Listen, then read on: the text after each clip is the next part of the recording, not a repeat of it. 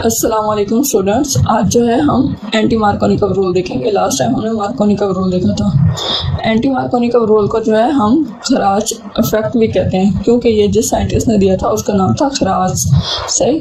और इसी तरह जो है इसका हम पेरोक्साइड इफेक्ट कहते हैं, क्योंकि इसमें हम पेरोक्साइड की प्रेजेंस में ही रिएक्शन होगा। अगर पेरोक्साइड नहीं होंगे, एक कंडीशन जो है एंटी मार्कोनिकव रूल की है वो है पेरोक्साइड का मौजूद होना।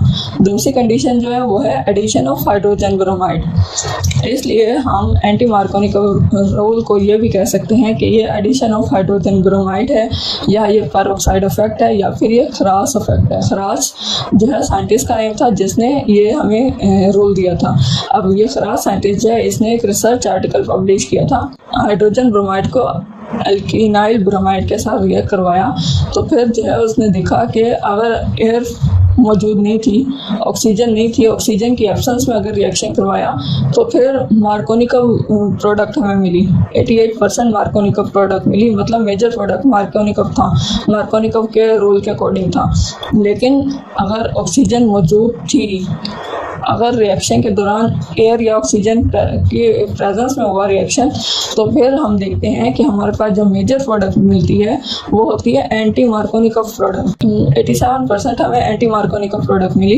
इन द प्रेजेंस ऑफ ऑक्सीजन हमें एंटी मार्कोनिकव प्रोडक्ट मिलती है, और in the absence of oxygen जो है हमें वो मार्कोनिकव प्रोडक्ट मिलती है। ये बात हमें खराज साइंटिस्ट ने एक आर्टिकल पब्लिश किया था, रिसर्च आर्टिकल, उसमें ये बात हमें बताई थी। खराज साइंटिस्ट ने कहा था कि अगर हम हाइड्रोजन ब्रोमाइड को ऑर्गेनिक पेरोक्साइड्स की प्रेजेंस में जो है वो रिएक्ट करवाते हैं तो फिर हमें मार्कोनिकव प्रोडक्ट नहीं मिलता, मार्कोनिकव रूल के अगेंस्ट हमें प्रोडक्ट मिलता है। उसको उसने कहा था एंटी मार्कोनिकव प्रोडक्ट होगा। और ये देखो, इन द प्रेजेंस ऑफ पेरोक्साइड होगा तो हमें एन प्रोपाइल ब्रोमाइड मिलेगा जो कि एंटी मार्कोनिकव रूल के अकॉर्डिंग है। और in the absence of peroxide जो है वो हमारे पास आइसोप्रोपाइल ब्रोमाइड होता है। आइसोप्रोपाइल ब्रोमाइड अकॉर्डिंग टू किसके होता है? अकॉर्डिंग टू होता है ये मार्कोनिकव रूल के। तो अब ये पेरोक्साइड, हमने बात किया ऑर्गेनिक पेरोक्साइड्स की। ऑर्गेनिक पेरोक्साइड हमारे पास कोई भी हो सकते, जो है एलाइल पेरोक्साइड, बेंजाइल पेरोक्साइड जो है, उसके अलावा हाइड्रोजन पेरोक्साइड, ये कोई भी हो सकते हैं। तो पर ऑर्गेनिक पेरोक्साइड्स का होना ज़रूरी है, तो ये मतलब ऑक्सीजन की प्रेजेंस में होगा तो वो एंटी मार्कोनिकव प्रोडक्ट मिलेगा। ये एक नेसेसरी कंडीशन है एंटी मार्कोनिकव प्रोडक्ट के हासिल करने के लिए। अब यहाँ पे हम देख लें तो हम ये क्या है, यहाँ पे लिखा हुआ है कि जो है मार्कोनिकव प्रोडक्ट के रिवर्स प्रोसेस नहीं है ये, क्योंकि मार्कोनिकव का जो रूल था उसमें हमने देखा था आयनिक मैकेनिज्म के थ्रू काम हो रहा था। आयनिक मैकेनिज्म था उनका, आयंस के थ्रू हो रहा था पूरा उनका मैकेनिज्म। लेकिन एंटी मार्कोनिकव की जब हम बात करते हैं तो हम देखते हैं उसमें फ्री रेडिकल मैकेनिज्म है। फ्री रेडिकल मैकेनिज्म की हम बात करेंगे यहाँ पे एंटी मार्कोनिकव में। ये देखो यहाँ पे हमारे पास अनसिमेट्रिकल एल्कीन है, उसको जब हाइड्रोजन ब्रोमाइड के साथ रिएक्ट करवाते हैं तो फिर जो है हमारे पास दो तरह के प्रोडक्ट के चांसेस है। अगर पेरोक्साइड प्रेजेंट होगी तो फिर जो है हमारे पास एंटी मार्कोनिकव प्रोडक्ट बनेगा, और अगर पेरोक्साइड प्रेजेंट नहीं होगी तो हमारे पास मार्कोनिकव प्रोडक्ट मिलेगा। और मार्कोनिकव प्रोडक्ट जो है वो एडिशन रिएक्शन है, इलेक्ट्रोफिलिक एडिशन रिएक्शन का मैकेनिज्म है, और एंटी मार्कोनिकव में हम रेडिकल मैकेनिज्म देखते हैं, फ्री रेडिकल। सही। तो फिर आगे हम आ जाते हैं, मैकेनिज्म देख लेते हैं। मैकेनिज्म यहाँ पे तीन चीज़ों की हम बेसिकली बात करें। एक तो यूवी लाइट, दूसरी चीज़ जो है फ्री रेडिकल, और तीसरी चीज़ है पेरोक्साइड। ये तीन चीज़ें इसमें होंगी तो फिर जो है ये रिएक्शन हो सकता है। जो हम कह रहे हैं कि हमें एंटी मार्कोनिकव का प्रोडक्ट मिले वो इन्हीं कंडीशंस के में मिल सकता है। अगर ये कंडीशन प्रेजेंट नहीं होंगी तो हमें नहीं मिलेगा। अब यहाँ पे हम देख लेते हैं इनिशिएशन कैसे रिएक्शन इनिशिएट हुआ। उसमें सबसे पहले क्या है कि पेरोक्साइड जो है वो डिसोसिएट हो गए और वो होमोलिटिक क्लीवेज है इनके दरमियान। ये देखो यहाँ पे हम देख लेते हैं इनिशिएशन रिएक्शन है। उसमें सबसे पहले जो पहला स्टेप है इसमें क्या हुआ कि यहाँ पे होमोलिटिक क्लीवेज बराबर के हिस्सों में दोनों टूट गए, यहाँ से बॉन्ड ब्रेक हो गया। तो यहाँ पे RO और RO 2 RO हमारे पास बन गए। तो जो है होमोलिटिक क्लीवेज के नतीजे में हमें अल्कोक्सी रेडिकल मिल गया। अब ये अल्कोक्सी रेडिकल जो मिला हमारे पास, ये उस रिएक्शन में मौजूद HBr के साथ रिएक्ट करेगा। अब HBr से ये जो है रेडिकल है, रेडिकल यहाँ से हाइड्रोजन को ले लेगा और जो है यहाँ पे हमारे पास अल्कोहल बन गया, ROH। हमारे पास अल्कोहल की फॉर्मेशन हो गई, साथ हमारे पास ब्रोमीन का रेडिकल आ गया। अब ये जो ब्रोमीन का रेडिकल है ये आगे नेक्स्ट स्टेप में यूज होगा। नेक्स्ट स्टेप हम देख लेते हैं, हमारे पास है प्रोपेगेशन। प्रोपागेशन में जो ब्रोमीन का हमें फ्री रेडिकल मिला, ब्रोमीन का फ्री रेडिकल अटैक करेगा तो वो आगे मैकेनिज्म चलता रहेगा। ये रिएक्शन जो है प्रोपागेशन वाला स्टेप ये चलता रहता है। तो अब ब्रोमीन का जो फ्री रेडिकल जो हमें मिला था पहले स्टेप में, वो यहाँ पे रिएक्ट करेगा किसके साथ, एल्कीन के साथ, अनसिमेट्रिकल एल्कीन के साथ। जब वो रिएक्ट करता है तो दो तरह से रिएक्शन हो सकता है। ब्रोमीन का जो रेडिकल है वो जो है डबल बॉन्ड वाले कार्बन पे इस कार्बन पे भी अटैक कर सकता है, इस कार्बन पे भी अटैक कर सकता है, दोनों कर सकता है। अब वो जब इस कार्बन पे अटैक करेगा तो हमारे पास ये प्रोडक्ट मिलती है, जब वो इस कार्बन पे अटैक करेगा तो हमारे पास ये प्रोडक्ट आती है। अब जो है एक जो है हमारे पास है 1 डिग्री रेडिकल, 1 डिग्री रेडिकल और 2 डिग्री रेडिकल आ गया। अब जो है 1 डिग्री रेडिकल और 2 डिग्री रेडिकल है, इसमें से कौन सा स्टेबल होगा? अब 1 डिग्री जो है वो कह रहे हैं कि कम स्टेबल है।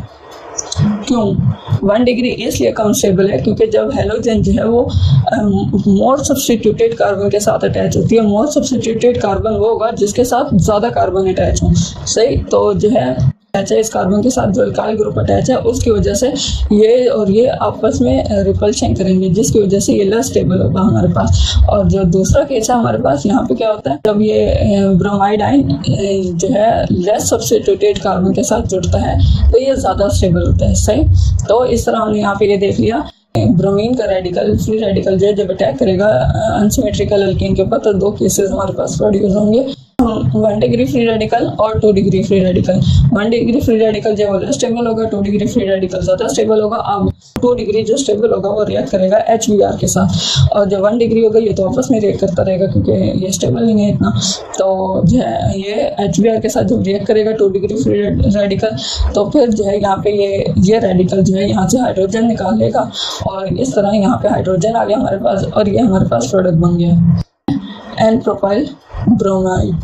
तो जो है और साथ हमारे पास ब्रोमीन का एक फ्री रेडिकल दोबारा आ गया। ये फ्री रेडिकल दोबारा अनसिमेट्रिकल एल्कीन के साथ रिएक्ट करेगा, मतलब ये रिएक्शन होता रहेगा, सही। फिर उसके बाद हम देख लेते हैं टर्मिनेशन स्टेप, मतलब ये कैसे खत्म होगा, ये स्टॉप कहाँ होगा रिएक्शन।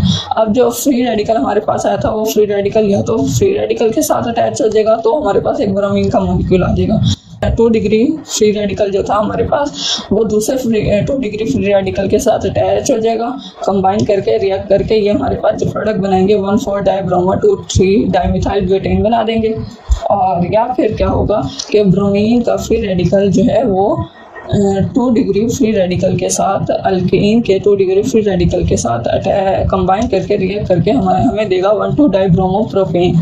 तो इस तरह हमारे पास ये प्रोडक्ट आ जाएगी जो है ये इस तरह इसका ये टर्मिनेशन स्टेप होगा। बहरहाल प्रोपेगेशन के स्टेप में हमने देखा कि ये एंटी मार्कोनिकल रूल भी फॉलो हो रहा है और मार्कोनिकल रूल भी। अब एंटी मार्कोनिकल रूल जो है वो ज़्यादा फेवरेबल होगा और उसका प्रोडक्ट जो है ज़्यादा बनेगा क्योंकि वो स्टेबल ज़्यादा। फिर अब हम देख लेते हैं डिफरेंस इन दोनों के दरमियान। एंटी मार्कोनिकल और मार्कोनिकल रूल में सबसे बड़ा डिफरेंस जो है इनकी डेफिनेशन है। इनकी डेफिनेशन ये है कि जो है हमने हाइड्रोजन मार्कोनिकल रूल में हम हाइड्रोजन को वहाँ अटैच करेंगे जहाँ हाइड्रोजन ज़्यादा होगी, जबकि एंटी मार्कोनिकल रूल में हम हाइड्रोजन को वहाँ अटैच करेंगे जहाँ हाइड्रोजन कम होगी। हम यहाँ पे देख रहे हैं कि हमने जो पीछे रिएक्शन किया है वो हमने किया HBr के साथ। तो अब HBr के अलावा hydrogen fluoride, hydrogen chloride, hydrogen iodide भी तो यूज़ हो सकते हैं, लेकिन जो है हमने यहाँ पे एंटी मार्कोनिकल रूल जो है वो एक और हमारे पास कंडीशन देता है कि वो रिएक्शन सिर्फ हाइड्रोजन ब्रोमाइड के साथ होगा। क्यों? इसकी रीज़न ये है कि जो है हाइड्रोजन फ्लोराइड की जब हम बात करें तो फ्लोराइड जो है बहुत स्ट्रॉन्ग बॉन्ड होता है, उसका तो बॉन्ड तोड़ना मुश्किल हो जाएगा अल्कोक्सी के लिए, तो फिर जो है वो बहुत मुश्किल से रिएक्ट करता है, इसलिए वो नहीं होगा। फिर हाइड्रोजन क्लोराइड की बात करें, हाइड्रोजन क्लोराइड में भी स्ट्रॉन्ग हाइड्रोजन बॉन्डिंग होती है जिसकी वजह से जो है इसका बॉन्ड तोड़ना भी मुश्किल होता है। अल्कोक्सी जो है वो उसका वो वीक होता है तो फिर वो इसके बॉन्ड को नहीं तोड़ सकता, जिसकी वजह से हम कहते हैं हाइड्रोजन क्लोराइड के साथ भी रिएक्शन नहीं हो सकता।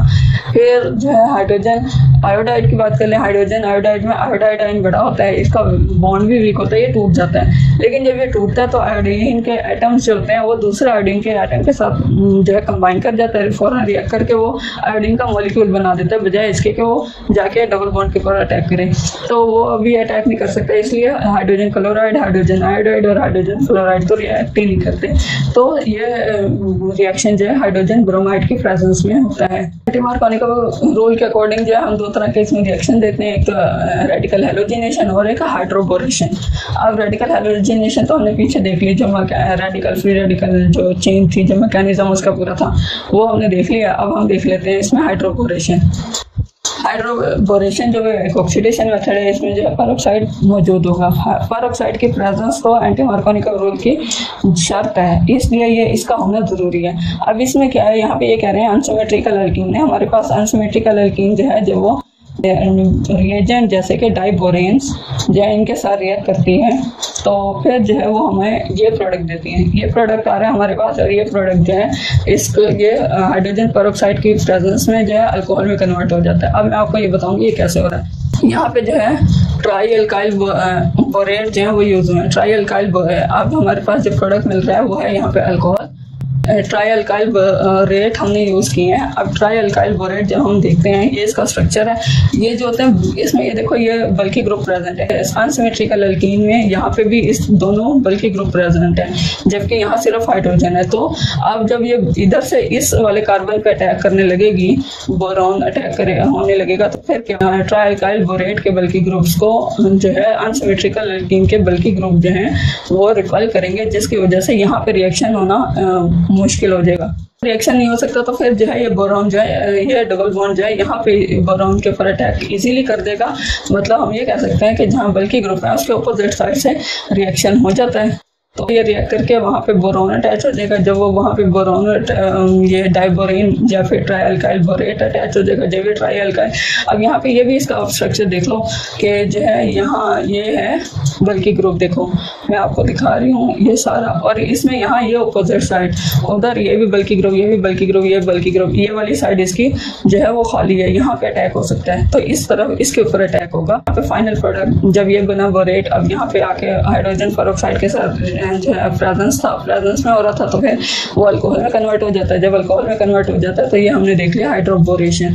हाइड्रोबोरेशन भी एंटी मार्कोनी रूल के अकॉर्डिंग हुई है। मैं आपको एक क्वेश्चन दे रही हूँ, क्वेश्चन है, इस क्वेश्चन को आपने सॉल्व करना है और इसका आंसर जो है कमेंट में बताएं। अगर नहीं आती समझ तो फिर मुझे पूछे, मैं आपको गाइड कर दूंगी। तो यहाँ पे हमारा जो है लेक्चर हो जाता है एंड। अब आगे बढ़ते रहें बगैर किसी को गिराए। अल्लाह हाफिज़।